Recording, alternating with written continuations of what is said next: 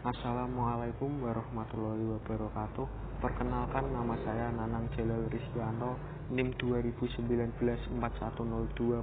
Di video ini saya akan menjelaskan penyakit tanaman jagung atau dengan bahasa Latin Zea mays 1, yaitu penyakit gulai atau Cordone mildew Peronospora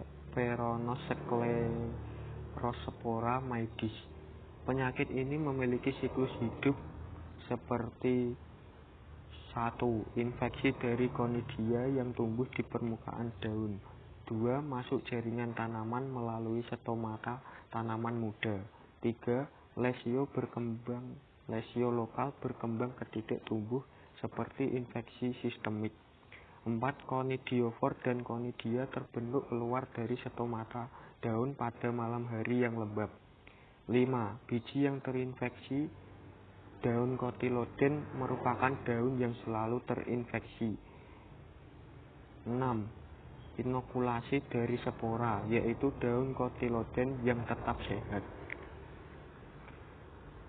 Siklus penyakit pembentukan spora patogen membutuhkan udara lembab lebih dari 90%. 2. Pada suhu hangat sekitar 23 derajat Celcius. 3. Produksi sporangia terjadi pada pukul 3-5 pagi. 4. Spora tersebar oleh angin di pagi hari. 5. Butuh waktu 1 jam untuk berkecambah atau spora menempel di daun muda basah. Bisa dilihat pada tabel berikut ini. Pada umur 3 minggu, gejala daun menguning, meruncing, dan kaku. Kemudian pada umur 3-5 minggu, gejala daun membuka menguning, pertumbuhan lambat, tongkol berbiji abnormal.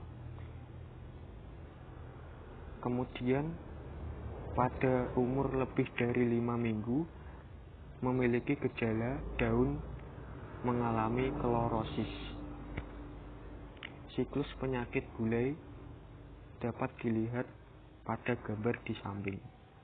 Gejala penyakit ini, daun berwarna klorotik memanjang atau sejajar tulang daun. 2. Warna putih seperti tepung pada permukaan daun. 3. Daun yang klorotik sistemik menjadi sempit dan kaku. 4. Tanaman terhambat pertumbuhannya. 5. Pembentukan tongkol terganggu. 6. Jika terinfeksi sistemik umur kurang dari 1 bulan akan mati. 7. Anakan yang berlebihan, daun menggulung dan terpuntir. Pengendalian penyakit ini dapat dilakukan dengan 1.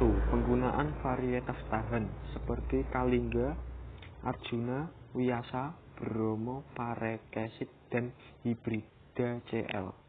2. Dengan melakukan pemusnahan tanaman infeksi. 3. Pencegahan dengan fungisida sistemik berbahan aktif metaksil. 4. Pengaturan waktu tanam agar serempak atau dilakukan awal hingga akhir musim kemarau. Yang terakhir yaitu pergiliran tanaman. 2. Yaitu penyakit karat daun, Puccinia sp. Telis spora berkembang membentuk basidiospora. 2. Basidiospora berkembang dan mengadakan penetrasi atau daun oksalis sp. Spermatia. Spermatia mengadakan fusi dengan hifa lentur tanah memasuki stadia aegyia dan atau permukaan bawah daun oksalis. Selanjutnya terbentuk aegiospora. Aegiospora diterbangkan oleh angin jatuh pada daun jagung dan menginfeksinya. Terakhir, pada daun jagung uredospora akan terbentuk. Siklus hidup penyakit ini yaitu 1. P. polysora dan Pisceae cocok pada suhu tinggi yaitu 20 derajat Celcius dengan kelembapan yang tinggi. 2. Karat ini ditemukan pada dataran rendah sampai dataran tinggi, yaitu 1200 meter. 3. Ditemukan pada musim hujan sampai kemarau.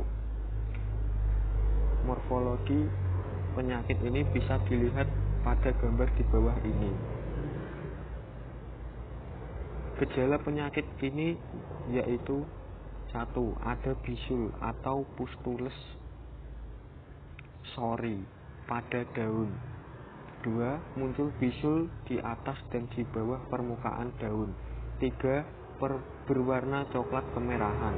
4. Berwarna hitam kecoklatan setelah teliospora berkembang. 5. Daun menjadi kering atau penularan berat.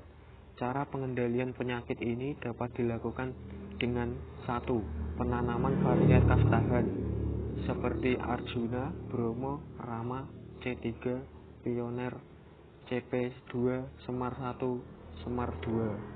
2. Aplikasi fungisida pada saat mulai tampak bisul karet pada daun. Siklus hidup Ustilagemmaidis bisa dilihat pada gambar tersebut. 3. Yaitu penyakit gosong atau semut Ustilagemmaidis. Ustilagemmaidis chlamydospora berkecambah menghasilkan sporida. 2. Sporida dibawa angin atau percikan air sampai pada tanaman jagung muda. 3. Miselium masuk ke jaringan tanaman melalui stomata. 4. Luka atau penetrasi langsung melalui dinding sel.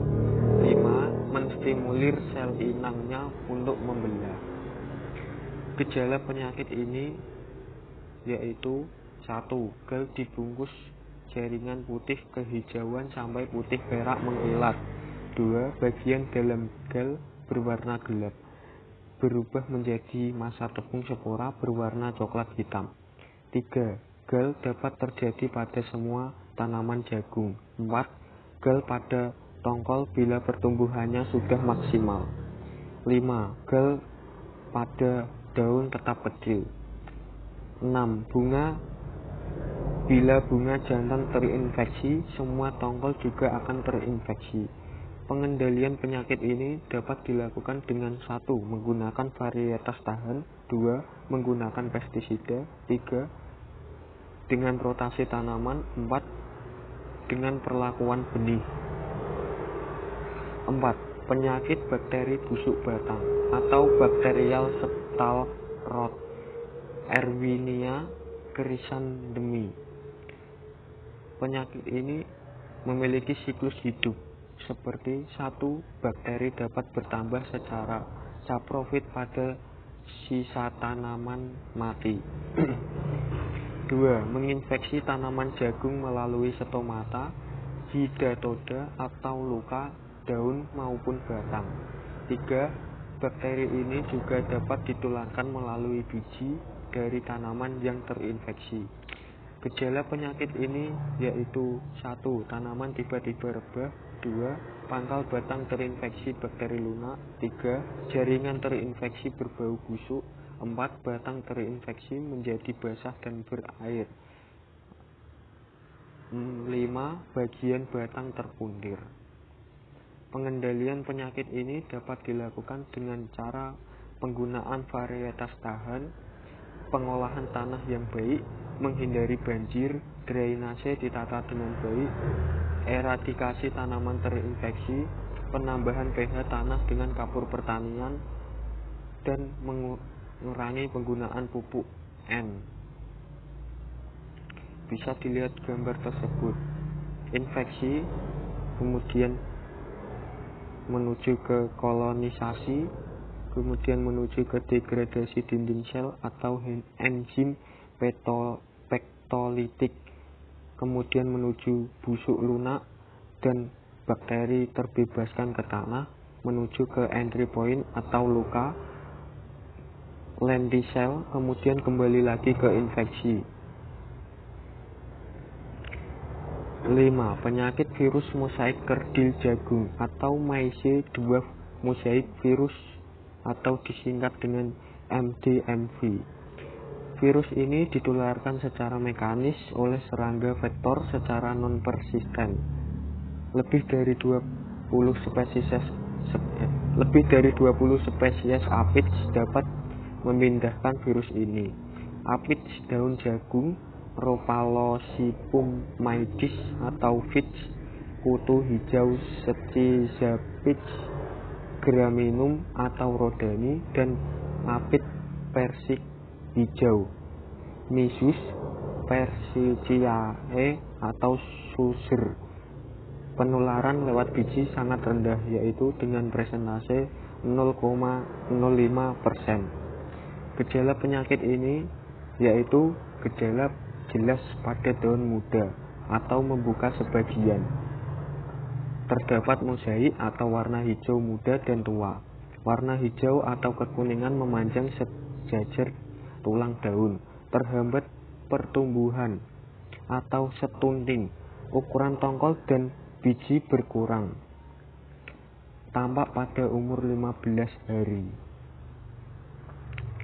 Pengendalian penyakit ini yaitu dengan memusnahkan tanaman jagung dan inang lainnya yang terinfeksi MDMV. Kemudian melakukan pergiliran tanaman. Selanjutnya yaitu dengan melakukan penyemprotan pestisida, dan yang terakhir jangan menanam benih jagung dari tanaman yang terinfeksi. Sekian penjelasan dari saya. Jika ada kekurangan atau salah kata, mohon dimaafkan. Sekian dan terima kasih.